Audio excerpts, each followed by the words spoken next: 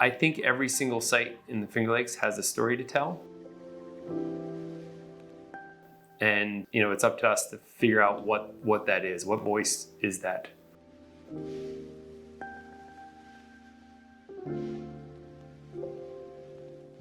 Mother Nature and the site and the soil will tell you what should be grown.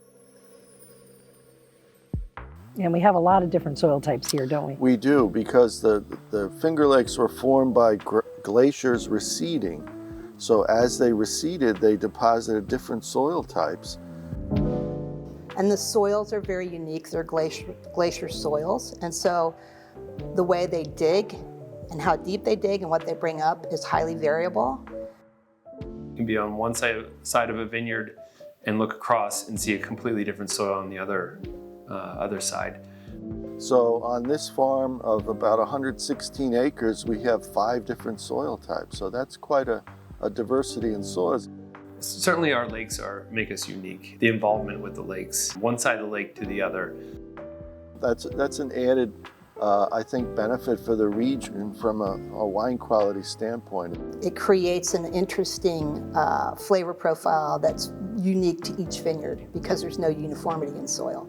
Interestingly enough, our soils on Seneca Lake are deeper loamy soils, and that produces a Riesling that's a bit more fruit forward. So Riesling is very expressive. And the Keuka soils here are quite rocky. We have a lot of shale, and that produces a certain minerality or mineral character in the Riesling, which works very nicely with the dry style. When I came in 1979, the Finger Lakes was dominated by a handful of big corporate wineries that were driven by native and hybrid grapes, but vinifers were just getting going, and Dr. Frank was already established. Constantine felt that America deserved the best, and the best were vinifera grapes. And at the time, he pioneered the vinifera grapes in New York back in the 1950s.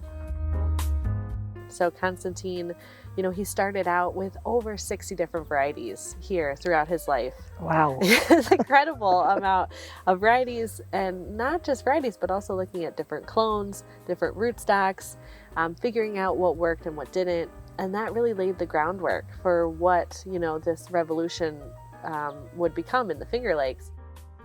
In Gold Seal, where I worked, Charles Fournier came here after Prohibition, and he hired Dr. Frank to plant viniferas. And we had viniferas. We had Chardonnay, Riesling, and Gewürztraminer, and then we had some high-quality hybrids there. And we made many, many cases of pink Catawba. Back then, only native grapes and hybrid grapes were grown in New York. And it's not because other people haven't tried. In fact, Thomas Jefferson had an estate in Virginia, got cuttings from his friends in Bordeaux. And so he pioneered on the production side, but he also needed to pioneer on the consumer side, and that's where American Wine Society comes in. American Wine Society was founded in 1967, and Constantine Frank was one of the founders. Your grandfather? My grandfather. So I'm 3rd generation here managing the winery, and it was just a great story. And in fact, the first meeting was right here at his house next to the winery. And this group has now become the largest consumer wine organization in America.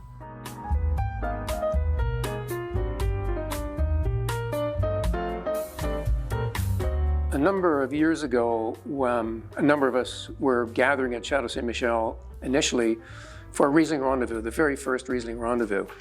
And this was an international gathering of Riesling fanatics, acid heads, of all stripes from most of the principal regions in the world.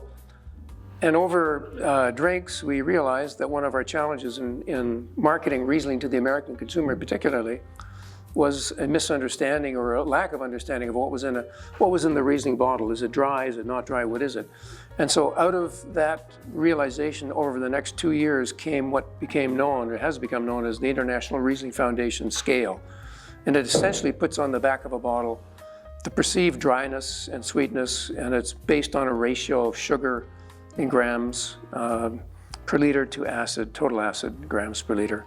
And it's been used as a guide in literally millions of bottles of wine, principally in North America, because you can't just put dry or any arbitrary word on the back of a European label. It's just not allowed under their regulation. So it's been very useful as a way for to communicate to consumers. In fact, in the American Wine Society, we've had seminars on this.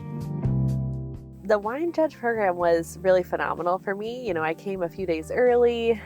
This was a few years ago, but pretty recently. And really fully understanding that you don't have to like a wine, you know, to give it a good score. It has to be made well. It has to, you know, be free of faults. It has to encompass the variety. Like really understanding that aspect of judging, I feel like is very positive. And these ideas are really, you can't really learn them anywhere else. You know, I've gone through a variety of other certifications, and there's a piece missing, and the focus about faults and really honing in on different faults, that's training you don't get anywhere else. So I found that extremely valuable. As an emerging wine region back in the 80s and 90s, the worst thing to do would be to have a bunch of growers and winemakers who all did their own thing and didn't talk to each other and didn't share ideas. That philosophy is dooms a region to failure, and we are the exact opposite of that here. What excited you about the Finger Lakes? Because you probably looked at other wine regions, or maybe you didn't.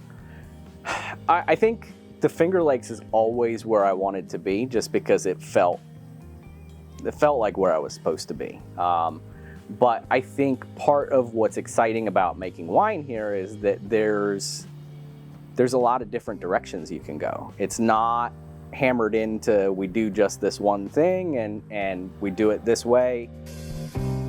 So this is this whole spirit of camaraderie and collaboration that is endemic here.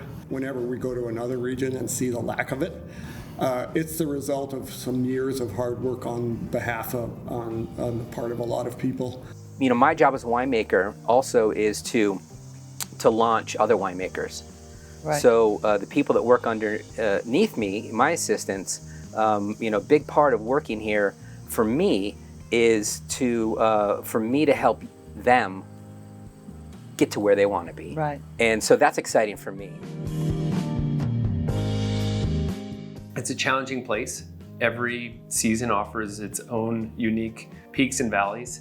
But, you know, I think that forces you to always be thinking and kind of on your toes of how to deal with whatever Mother Nature throws at you.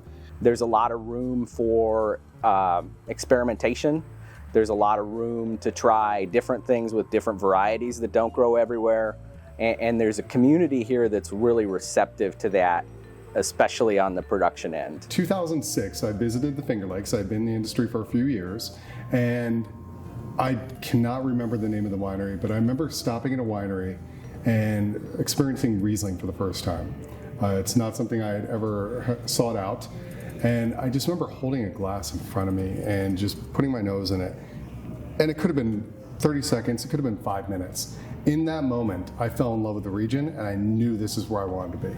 But I was working out in the wine industry in California, in Santa Barbara, and came back to visit family for Christmas 1984.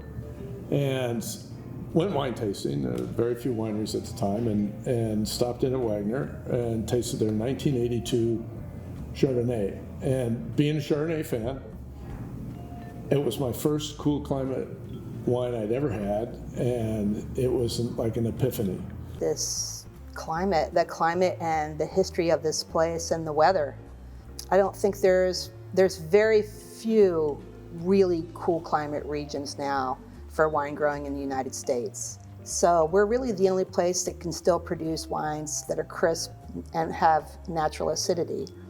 I think the region has so much to offer in that regard, that we can grow reds. We can grow high quality white varieties. We can make sparkling wines. Not every region in the world can do that vast array of styles. I ran into a fellow who was working at a nearby winery, and he said, "You know where you should go is the Finger Lakes of New York." And I said, "Why?" And he says, "Well, they're poised to make great Riesling there any day now." The wines are accessible, delicious, refreshing. I wanted to make wines that most people would like to drink on a regular basis and very high quality. And then the other piece would be how different every single site is. And I think that's something that the region is still has a long way to go to fully understand it. That also keeps us striving for new varieties and new places to be growing, and maybe getting a better understanding of every single site that you're pulling grapes from. My wine making education was in the fine arts. So I didn't go to a winemaking school to get to where I am. But artists deal with their senses, and they're very passionate. And so that was, I was able to transition that passion into this job.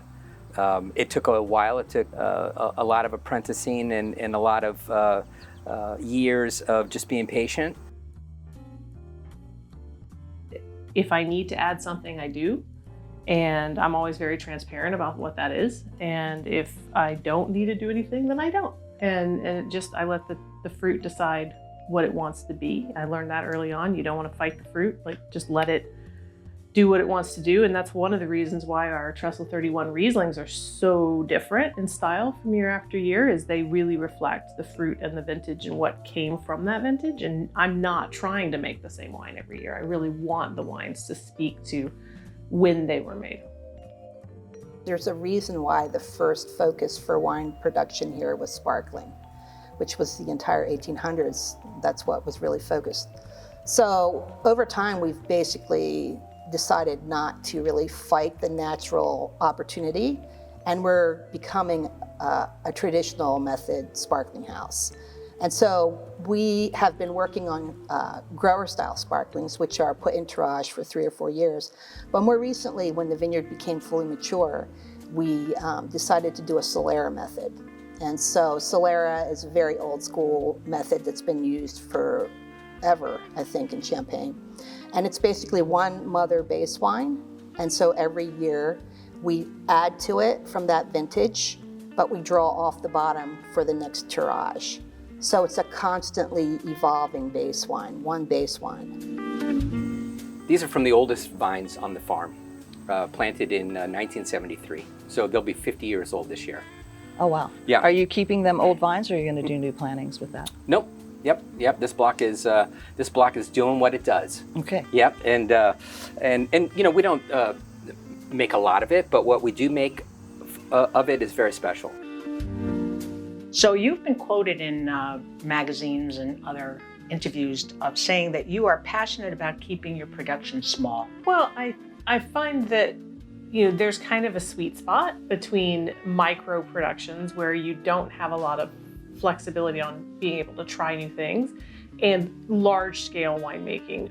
And at that point, you're sometimes locked into a style or a formula, and I don't particularly like that feeling either. So I definitely feel like there's a sweet spot. I think compared to a lot of older regions, classic wine regions around the world, where they might be sometimes legally bound to grow certain varietals, culturally bound to grow certain varietals, we have, as Herman would say, we're the Wild West of growing grapes. And the natives are easier to grow without synthetic intervention or human intervention because they came from here. Right. And they evolved with the diseases that are here.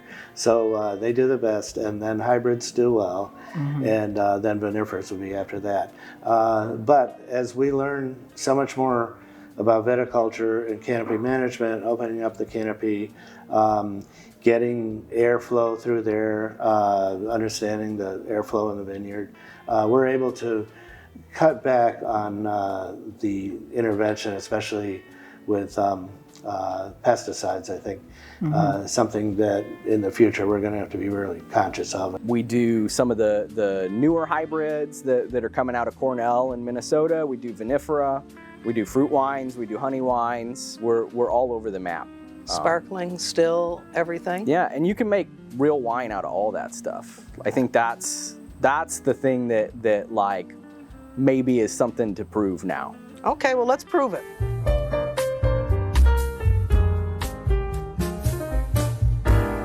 And it's very common practice on red wines to use fermentation tannins to help set up your color and structure early. But we wanted to be old school with this. So we did what people have been doing for thousands of years and took grape skins that we had just taken out of the press and we used them for that purpose. Well, speaking of old school, that grape is one of the oldest in the world, so I'm anxious to see what it does in the Finger Lakes now.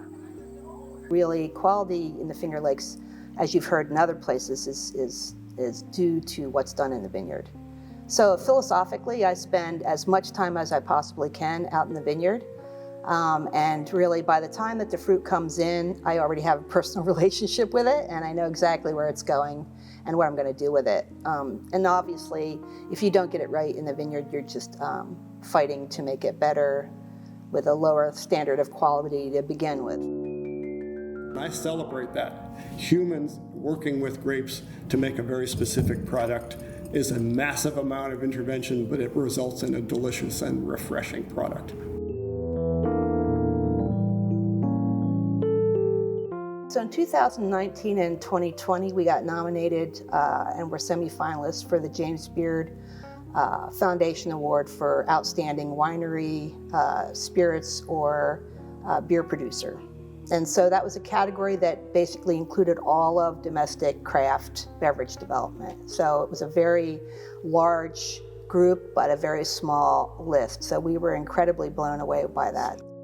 You started Trestle 31 in 2015, and you became the first woman winemaker in the United States who is a Master of Wine in 2017. Yes. You are also Wine Enthusiast's top 40 under 40 with numerous 90-plus scores on both coasts. Is there anything that I left out? Because I know that you probably have. That sounds plenty. Yeah. Okay. Okay. In 2021, you were voted as Wine Enthusiast Winemaker of the Year, which is quite an accomplishment. Thank you. You're very welcome. That was pretty impressive. That was a pretty remarkable award, not just for me, but I think for the whole region. You know, when I was able to give a speech there for the acceptance of the award in February 2022, I thought it was really important to recognize how important the award was to the Finger Lakes, recognizing what not just we're doing, but people before us and growers and winemakers now and certainly into the future. And we felt that it was a good indication that this region was now being acknowledged for the quality that they were putting out as a whole. And so I think regional wineries are a big part of that education. And of course, groups like AWS, which have conferences every year, bring speakers, winemakers, and this also helps educate the public and the wonderful journal that's printed by AWS. All of these things have really helped increase Americans' knowledge about wine and also give them more confidence in enjoying wine and ordering wine and really making it more of a beverage that they can enjoy with food. As a result, all 50 states now have wineries, and today America is the largest wine market in the world. Could you tell me a little bit about how you picture the future of the Finger Lakes? I see bubbles. Bubbles? I see lots and lots of bubbles. With the amount of climate change that we're seeing, it's significant. I can't even begin to talk about how variable and extreme the climate is now. And given our situation, I don't see that as getting any better. So I think it's going to get even more challenging. And there's nothing better than working with a style of wine production that allows you to pick fully ripe flavor and aromatically fully ripe grapes, but early. The other piece that we're working a lot on is biodynamic farming. So we were just certified Demeter biodynamic here at the winery, which is very exciting. It's the first vineyard on the East Coast to have that credential. So it's 33 acres of vineyards that are now Demeter certified, Chardonnay, Riesling, a little bit of Gamay, and that's really exciting. And that's been a long journey for us to figure out how we do it in a pretty challenging region. You know, being a fourth generation family member, to really have one foot in the past and one foot in the future. So honoring our past, ensuring that we maintain consistency and the highest level of quality, but continuing to introduce new pieces of equipment and technology that make, you know, the wines better and that make operations more efficient. So that's very much sort of our vision moving forward, but to always have that eye on where we came from. So a big part of that is experimentation. Most of the time I'm in the present, right? So, but in terms of the future, I see more people from outside wine regions coming into the region.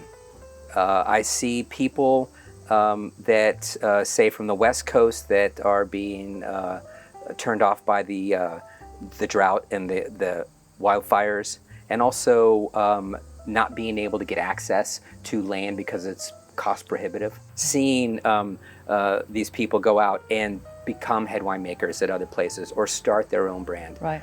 That's sort of the you know, the pay it forward. That was the opportunity given to me by Johannes. Right. You know, I was a city slicker. Right. And it's not all regions that are very willing to do that. No. So. No, it's true. Yeah, the future is very bright, you know, for the Finger Lakes region. I feel very confident that we have reached, you know, international acclaim, especially in terms of our Rieslings. You know, that is where we're sort of leading the charge. And I really feel that we can compete with the best Rieslings of the world. All of these things were Constantine's dream, you know. First of all, America deserved the best, and the best had to be, you know, these production techniques in terms of grafting. They were important. I've had people ask me of the Finger Lakes, you know, oh, it looks like you arrived. We arrived a long time ago. You know, we're not trying to be anyone else. We are the Finger Lakes, and we're damn good at what we do.